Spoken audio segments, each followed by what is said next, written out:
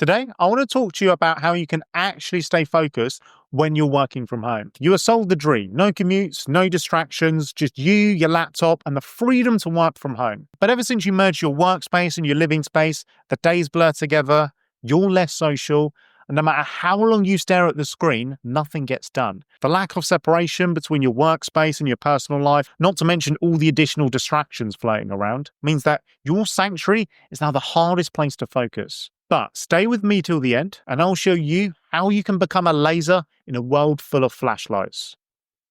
Okay, step number one. Before we talk about focus, we need to talk about where your time's going. There are 24 hours in the day, minus 8 hours to sleep. That leaves 16. Most people have no idea where those 16 hours go. So here's what I want you to do. And I'm going to tell you now, you're not going to want to do this. You're going to think this is a bit inconvenient. But what is more inconvenient is floating through life, not understanding where your time is going. So take those 16 hours and split them into 30-minute blocks. And what I want you to do is track every single thing you do that day in those 30-minute blocks, and then do this for a week. This is called the King's Audit. Look, I get it. When my first mentor told me to do this, I thought this was going to be absolutely pointless, but it was one of the most powerful tools I used to help me understand where my time is going. What gets measured gets managed, and your time is the most valuable resource. Now, once you've tracked it, here's what you're looking for. What can be removed or cut down? What can be delegated? And what can be systemized? Example, the average person checks their phone 144 times a day. This adds up to 5 hours a day, 2 full days a week,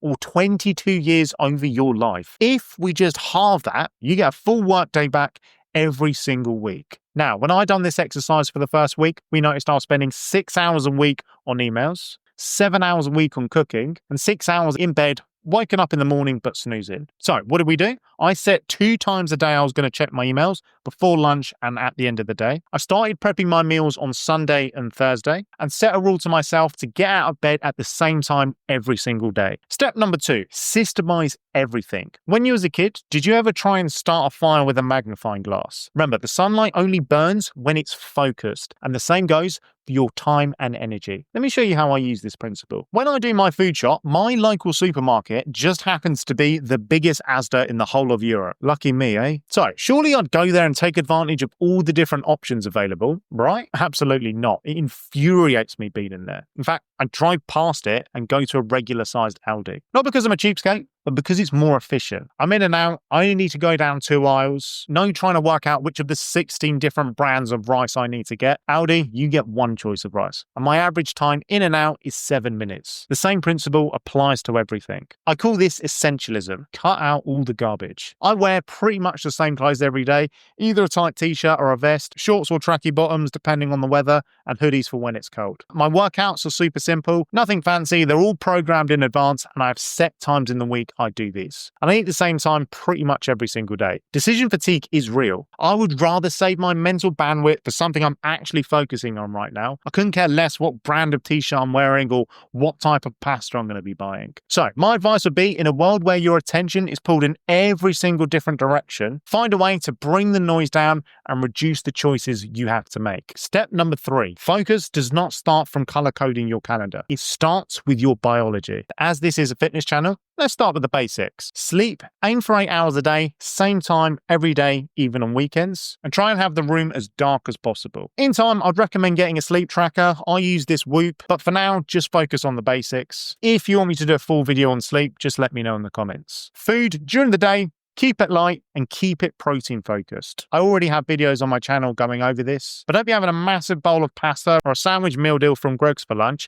and wondering why you can't concentrate come 3 p.m. Caffeine, wait 90 minutes after waking before having some and cut it off at around 3 to 4 p.m. Nature, get outside first thing in the morning. Sunlight first thing in the morning will do you wonders in setting up your alertness for the rest of the day. And exercise, lift weights, get oxygen into your blood and get your brain firing. Your fitness matters. You can use all the focus hacks you want. None of them are going to matter if you're not looking after yourself. Now, if this is something you're struggling with, I've helped over 300 remote professionals hit their fitness goals. So I'll leave a link in the bio if you want to have a chat. Step number 4, not all hours are created equal. You've heard the saying, we all have the same 24 hours in the day. So what you want to do is look at the energy you have in those specific units of time. For most people who work from home, the morning is usually the high energy hours. Focus on high value projects, strategies, deep work. When I used to work as an education consultant, I prep my webinars, my presentations in the morning before work. Nowadays, I use the morning to prep my client plans.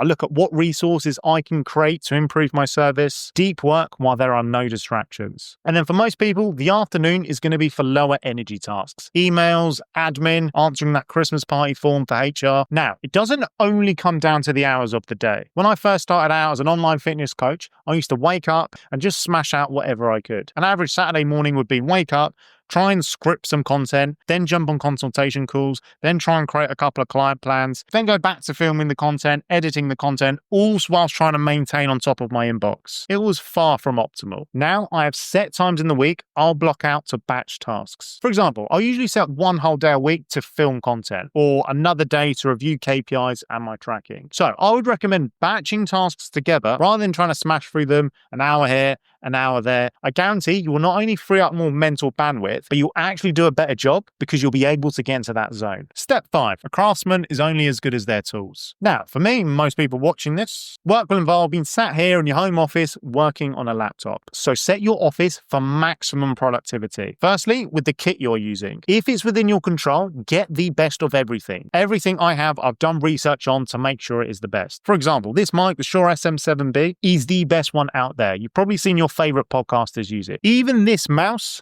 I researched to make sure it was the best one out there, the MX Master 3S. Any techies out there, let me know if it's not. When it comes to your desk, I'd recommend getting a standing desk. And when it comes to your chair, this is something you do not want to overlook. If your posture is off, it's only going to make it harder to get the blood flowing and for you to focus. I'd also recommend working near a window. Natural sunlight has been scientifically shown to improve productivity and just general well-being. And also make sure you open that window at points throughout the day to get some fresh air in. And if you can't, it might be worth investing in an air purifier. A couple of plants to make sure it seems like a natural environment. I also have a deep focus Spotify playlist, songs with no words, and this just helps me focus when I'm working on something. You might find this useful, or you could try listening to some white noise. And lastly, you want to remove as many distractions as possible. Set time intervals for when you're going to be checking your emails, your Slack, your Teams. If you're expecting a message, obviously it might be worth setting a time more frequently, but you do not want to be working on something and hearing this or this every 5 seconds. You want to be setting up your workspace as a place which is anchored towards happiness and productivity. And yes, I said happy because, well, if you're not happy here, you're never going to want to work here. But that is my 5-step system to hyperfocus. Everyone's looking for the magic solution to focus, but it's not about adding more, it's about removing what's in the way. And as I said earlier, it does all start with your health and fitness. So if you work from home and you can't find that balance between remote work and your health and fitness, you want to lose weight, be healthier, then you need to watch this video next. And if you enjoyed this video, let me know what your biggest takeaway was in the comments. And I'll see you in the next one.